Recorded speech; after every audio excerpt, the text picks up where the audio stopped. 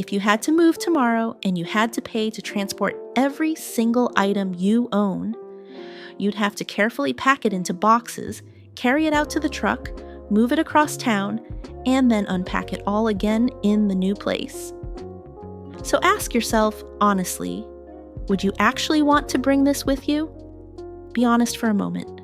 There are things in your home that if you had to spend even one more dollar or one more minute of effort on them, your answer would immediately be no. The problem with how most of us declutter is that we're usually cleaning just to hide things away, not to remove them. We move things into drawers, stack them into boxes, or push them to the back of the closet. The result is that the house still feels cluttered, even though you tidy up every day. So, today, let's try a different mindset. Declutter like you're about to move. I've narrowed it down to 9 specific categories of things you can let go of right now to make your space feel noticeably lighter. Let's start with the first category.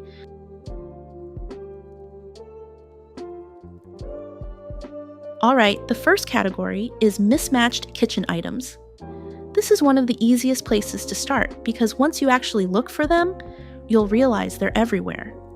Open your kitchen cabinet and you'll probably find things like a pot with no matching lid, a lid that doesn't belong to any pot anymore, plastic containers that lost their lids years ago, or lids that technically belong to something, but nothing in your kitchen actually fits them. Then there are the bowls or plates with chipped edges that you keep pushing to the back of the cabinet. None of these things are completely broken, which is why they've managed to stay in your kitchen for so long. But the truth is, you're probably not choosing them when you cook. You're just constantly moving them around while trying to find the pieces that actually work. So here's a very simple thing you can do. Take 5 minutes and pull out all your food containers or all your pots and lids at the same time. Don't check them one by one inside the cabinet. Put them on the counter where you can actually see everything. Then start matching them. If a container has no lid, it goes. If a lid doesn't match anything, it goes. If you have 3 containers that are cracked or permanently stained and you always avoid using them anyway, those can go too.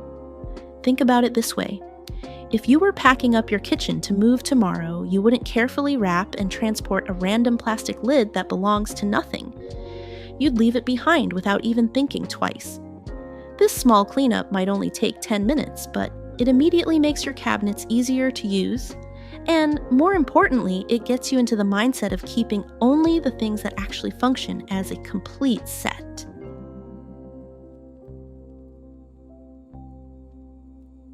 The second category is clothes you always push aside. You know exactly what I'm talking about. When you open your closet in the morning, there are a few pieces that you automatically slide to the side just to reach the clothes you actually want to wear. Maybe it's a shirt that's stretched out. Maybe it's a pair of pants that doesn't fit quite right anymore. Or something that technically still works, but you just never feel like wearing it. These pieces stay in the closet because they're not completely ruined. They're just not good enough. So every day they hang there, taking up space, getting pushed left and right while you reach for the same few outfits you always wear. Here's a simple way to deal with this.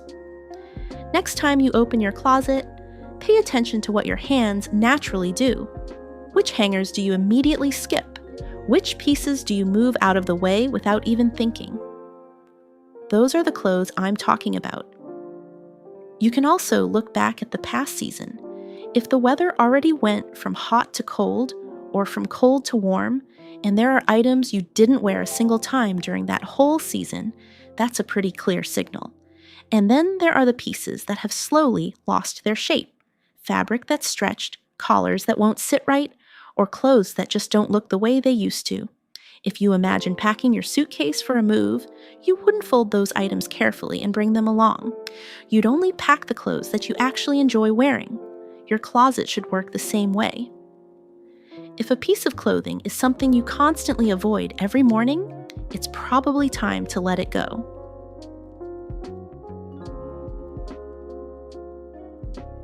The The next category is bulky winter clothing.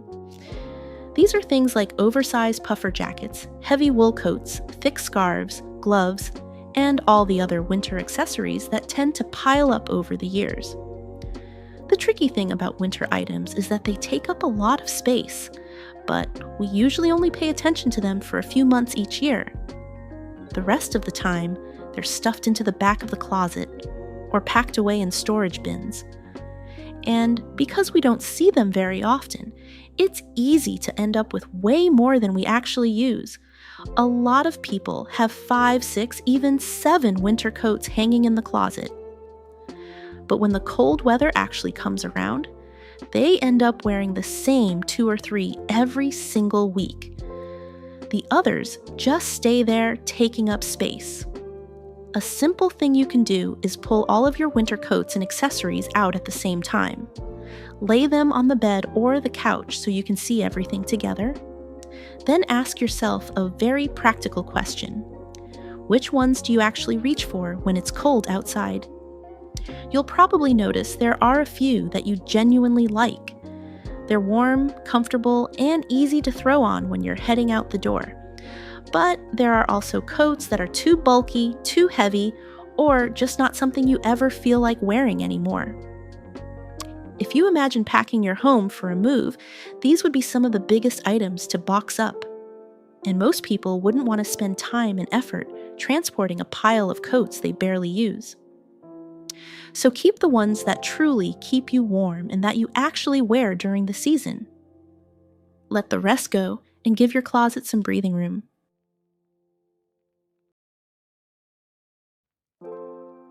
The next category is extra bags and backpacks. This is one of those things that slowly builds up over time without you really noticing.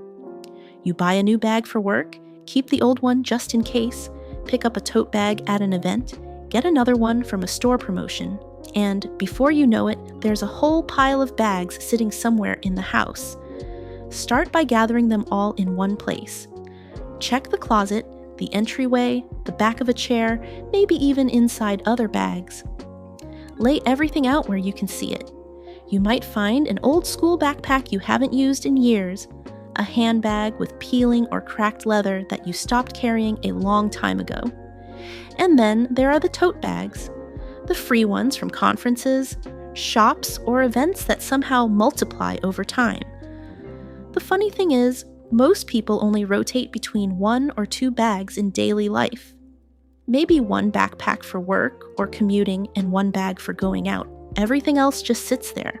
So go through them one by one and be honest about which ones you actually use. If there's a bag you haven't carried in years, it's probably not coming back into your routine.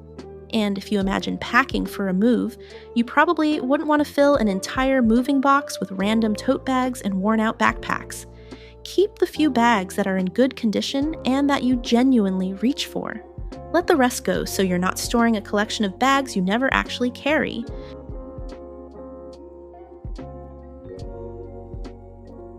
The next category is large fabric items, things like blankets, pillows, and extra bed sheets. These are the kinds of items that quietly take up a lot of space in your home. They're usually stuffed into the top shelf of a closet, folded inside storage bins, or stacked in a corner somewhere. Because they're out of sight most of the time, we rarely go back and check what's actually there. Start by pulling them all out in one place. Take the blankets, the comforters, the spare pillows, and the extra sheet sets and put them on the bed so you can see the full pile. Once everything is out, you'll probably notice a few things right away. There are pillows that have completely flattened over time. You fluff them up, but they go right back to being thin and lumpy. There might be old blankets that feel rough or worn compared to the ones you actually use now. And a lot of people realize they have way more spare sheet sets than they realistically need. Most households rotate between 1 or 2 sets of bedding anyway. The rest just sit folded in the closet for years. Another thing to keep in mind is that old fabric items tend to collect dust over time, especially if they're stored away for long periods. If you imagine packing your home for a move, These items would take up a huge amount of space in moving boxes or vacuum bags, and that's usually when people realize they don't actually need to bring all of them along, so keep the blankets and bedding that are still comfortable and that you actually use. Let go of the flattened pillows, the rough blankets, and the extra sheet sets that have been sitting untouched for years. It frees up a surprising amount of storage space.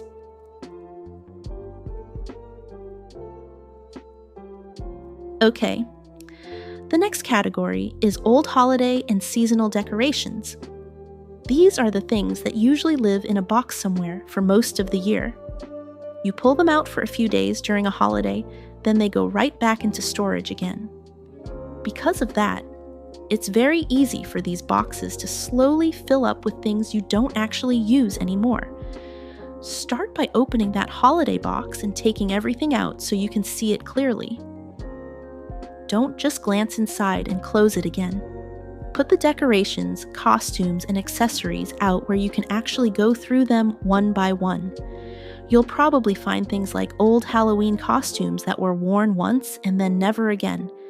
Maybe some Christmas decorations that are broken, tangled, or missing pieces. Or small decorations you bought years ago that just don't fit your style anymore.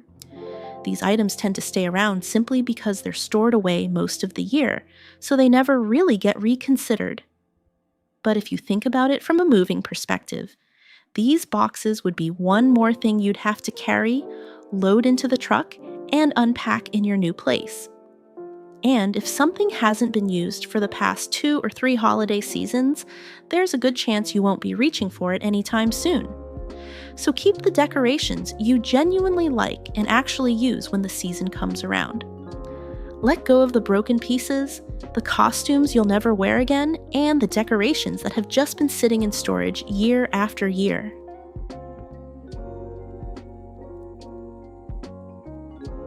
The next category is random home accessories and leftover hardware. These are the small things that usually end up in what people call the junk drawer. They're not important enough to have a proper place, but not broken enough that we throw them away either. So they just sit there. Take a few minutes to open those drawers or storage boxes where these things usually collect. You'll probably find a mix of items like old remote controls from electronics you no longer own, curtain rods from a setup you replaced years ago, loose screws and brackets from furniture that's already gone, old coat hooks, or a pile of cables that you can't even identify anymore. Most of the time, we keep these things with the same thought, maybe I'll need this someday. But if you're honest, many of these items have been sitting in the same drawer for years without being touched. If you imagine packing your home for a move, this is the kind of drawer that suddenly becomes very clear. You'd have to gather all those random parts, put them in a box, transport them, and then store them again in the new place, even though you probably won't use them there either. So go through that drawer piece by piece. If you don't know what a cable connects to anymore, it can go. If a remote belongs to something you threw away years ago, it can go. If there are leftover screws from furniture that no longer exists, they can go too. Clearing out these small, forgotten items doesn't take long, but it makes those drawers much easier to use and gets rid of a lot of quiet clutter that's been sitting around for years.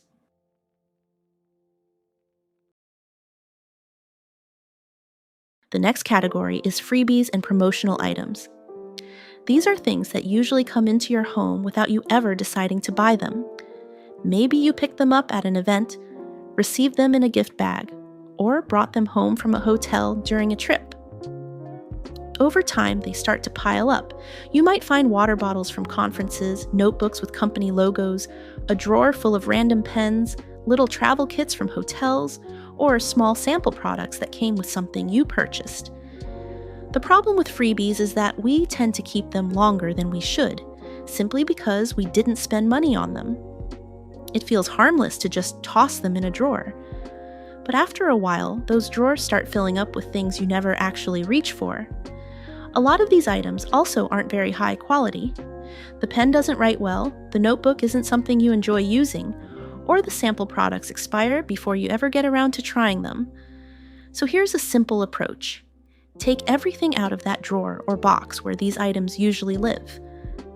Look through them quickly and keep only the few things you genuinely use.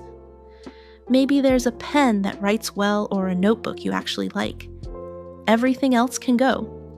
If you imagine packing up your home for a move, you probably wouldn't spend time wrapping up a pile of random promotional pens or expired sample bottles. Clearing these out is quick, and it makes those drawers feel much lighter almost instantly.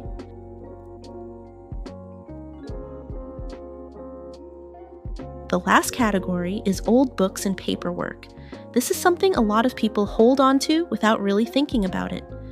Books, magazines, manuals, folders of old documents, they slowly build up on shelves, in drawers, or in boxes.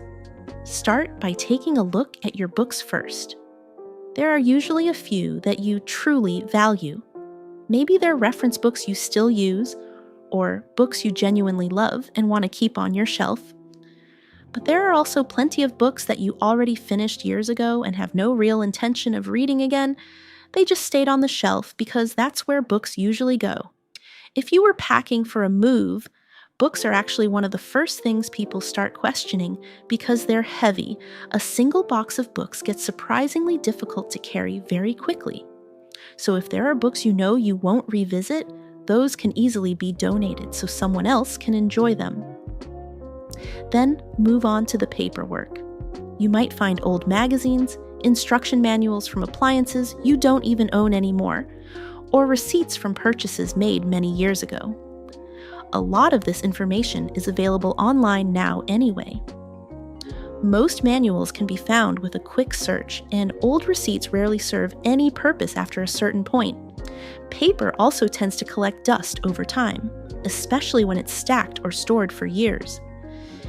So go through that pile and keep only the documents that are actually important, things like legal paperwork or records you genuinely need. Everything else can be recycled or shredded. Clearing out old books and paper doesn't just free up space. It also removes a surprising amount of hidden clutter that quietly builds up over time.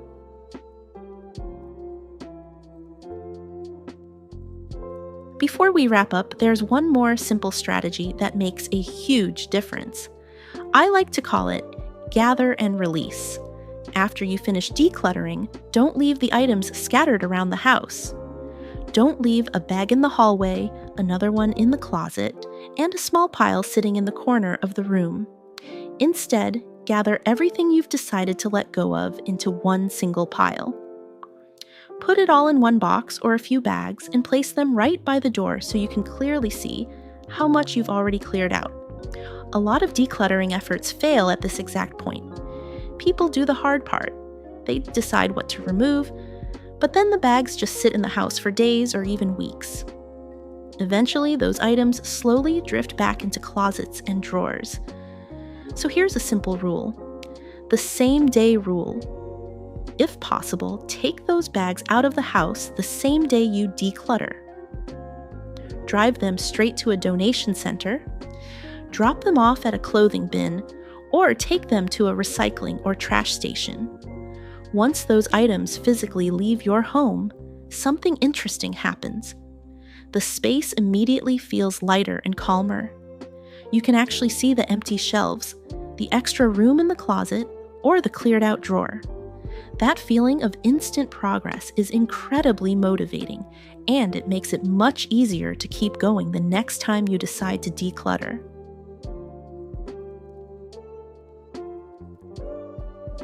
So that's the simple idea behind today's video. Declutter like you're about to move. When you look at your belongings this way, decisions become much easier. Instead of wondering whether you might need something someday, you're simply asking, is this really worth packing and bringing into my next space? Try going through just one or two of these categories today and see how much lighter your space feels.